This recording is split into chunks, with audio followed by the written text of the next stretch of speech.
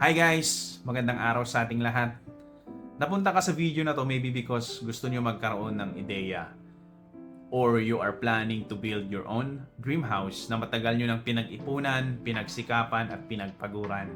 Well, congratulations! Nasa tamang video kayo because bibigyan ko kayo ng 5 important tips na makakatulong sa inyo sa pagpapatayo ng sarili nyong bahay. At napaka-importante rin na malaman nyo that your money is on the line here. Kaya dapat lumagay ka sa tamang landas, tamang sistema para naman hindi masayang ang pera mo na pinagpaguran mo at pinaghirapan mo. At least man lang ma-meet yung expectations mo sa bawat perang nilalabas mo. At importante rin na tapusin nyo itong video na to dahil sa end of the video, I'm going to add more tips na makakatulong sa inyo during the process of the construction of your dream house. Unang-una sa lahat at pwede ko ring sabihin na ito yung pinaka-importanting tip na kailangan nyong malaman sa video na to ay kailangan mong i-check kung nasa tamang lote ka ba magpapatayo ng bahay. So kailangan mong i-check kung sino ang nakapangalan doon sa land title tapos i-verify mo rin kung tama yung lot number. Importante rin na i-check yung lote kung nakasangla ba ito sa bangko or nakasangla sa kapitbahay nyo, especially kung wala kang background sa history ng loteng ito.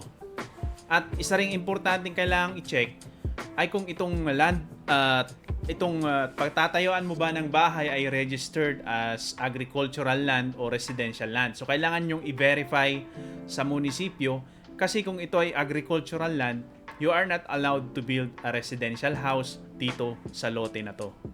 Pangalawang tip na ibibigay ko sa inyo ngayon is having blueprints. Yes guys, napaka-importante na meron kang blueprints when you are going to construct your dream house. Napakarami na kasing nagpapagawa ng bahay ngayon without having construction drawings. First and foremost, kailangan mo yan para sa building permit. Dahil kung wala ka yan at nagpatayo ka ng establishment, the government will charge you ng malaking halaga because you did not provide building permit before ka nagpagawa, which is against the National Building Code of the Philippines. And worst is pwede ka ring makulong ng minimum of 2 years imprisonment. Makakatulong din to for you to be able to have an idea kung ano nga ba ang magiging kalabasan ng bahay na ipapatayo mo. And of course, this will also give you confidence na ang itatayo mong bahay ay magiging matibay dahil dumaan ito sa kamay ng mga professional engineers at sure ka rin na maganda ang magiging visual appearance and your ideas as owner ay incorporated strategically sa lahat ng areas ng bahay mo kasi dumaan ito sa kamay ng mga arkitekto. Pangatlong tip na ibibigay ko sa inyo sa video na to ay doing inventory. Tama po yan guys. Napaka-importante na meron kang inventory during the construction as well. Most of the time, mas pinipili natin na mag-DIY o ika nga ay do it yourself. Kasi gusto nating makatipid kaysa kumuha ng contractor. Medyo mas matrabaho nga lang sa part mo as owner kasi kailangan ikaw ang magkakanvas lahat ng materyales na ikakabit doon sa bahay mo. Majority ng ganitong arrangement sa ganitong proseso ay dedepende sa presyo ng materyales ang magiging labor cost ng construction ng bahay mo.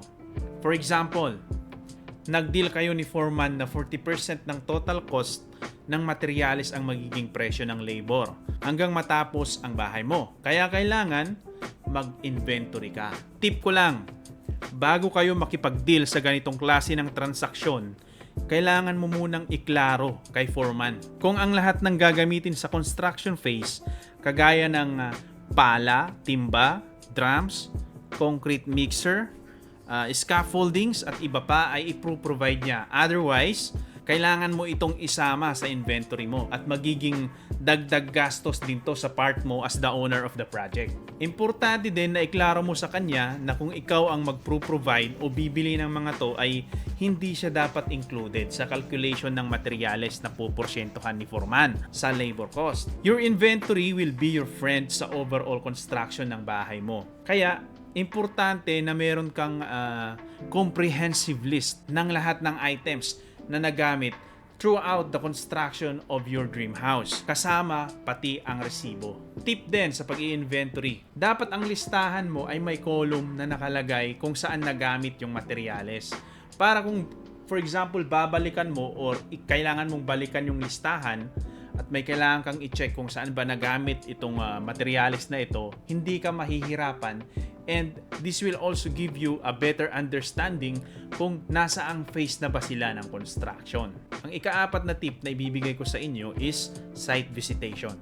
Yes guys, napaka-importante rin ng site visitation during the construction of your dream house. Not only that nakikita mo ng unti-unti nang natatayo ang dream house mo, ay it will also give you an idea kung anong materials na nga ba ang dapat mong bilhin. Tip lang for purchasing materials. Mainam na kumonsulta ka muna kay foreman kung ano nga ba yung mga materials na kailangang bilhin kasi sila ang gumagawa ng bahay mo. At alam nila kung ano yung mga susunod na gagawin base sa experience nila. Kaya sila din makakapagsabi sa'yo ng mga importanteng dapat bilhin para di sila mabakantihan or madelay ang project mo. Site visitation will also help you to ensure na maganda ang quality ng trabaho nila, which is always the main issue kung di sila nababantayan.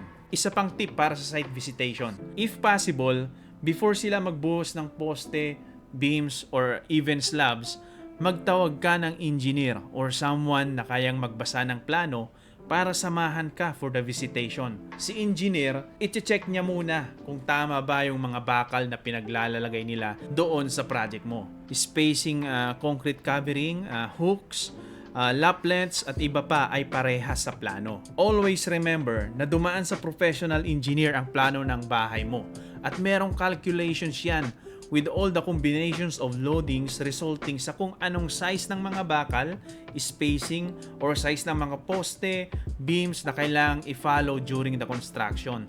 Tsaka, sayang naman yung ibinayad mo to all these professionals na gumawa ng blueprints ng pangarap mong bahay. Panglimang tip na ibibigay ko sa inyo is checking everything during the handover stage. I-consider na natin na natapos na nila lahat ng trabaho sa bahay mo. Meron yang tinatawag na handover stage. Sa stage na to, dapat as the owner or the end user, kailangang i-inspect mo lahat ng bawat sulok ng bahay mo together with the foreman. Dapat, bago mo sila i-fully paid, i-inspect nyo muna kung meron pang defects, poor quality work, leaks, at lahat-lahat ng pwede mong i-check. Ang nasa isip mo dapat as inspector para sa stage na to ay dapat ready na yung bahay mo for occupancy. Yung tipong maglalagay ka na lang ng mga gamit mo sa bahay. Ipaayos mo lahat ng dapat mong ipaayos until such time na ma-meet nila yung satisfaction mo. Rights mo yan as the owner of the house. And it is never wrong na maging mabusisi ka kasi ipapaalala ko na naman sa inyo, your money is on the line here. Bonus tips for you. Madalas kasi, di na-check yung roofing kung may leaks o wala. Kaya bago mo dapat ipa-close ang ceiling mo, pasprayhan mo muna yung roofing mo para ma-check ng maigi kung merong leaks. Yung leaks na yan kasi, kahit konti lang, sisirain niya unti-unti yung ceiling boards mo. Sayang naman yung materyales for ceiling kung mabubulok lang. Another bonus tip, as much as possible, huwag ka munang magpa-final coating ng finishing paint until such time na lahat ng trabaho ay natapos na at yung final painting na lang ang hinihintay. For example, pinatapos mo na yung final paint coating sa ceiling mo kasi nabutasan naman na siya para sa mga pin lights at nakalaylay na din yung mga wires para sa power supply niya.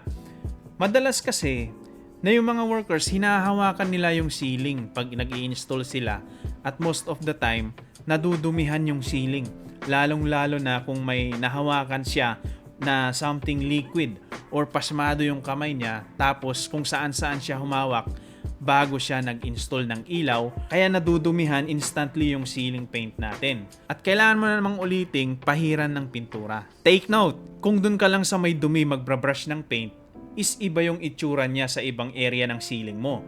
Kasi may effect yung layering ng pintura. Kaya dapat pag nag-paint ka, mas maganda na i-repaint mo yung buong ceiling area. For uniformity and we don't want that to happen. karagdagang gastos din yan kasi paulit-ulit ka sa trabaho. Salamat sa pagsubaybay sa video na to at kung nakatulong man ako sa inyo, sana naman mag-subscribe kayo at pakishare tong video na to and click the notification bell para updated kayo sa mga upload pa natin na susunod. Salamat! Bye!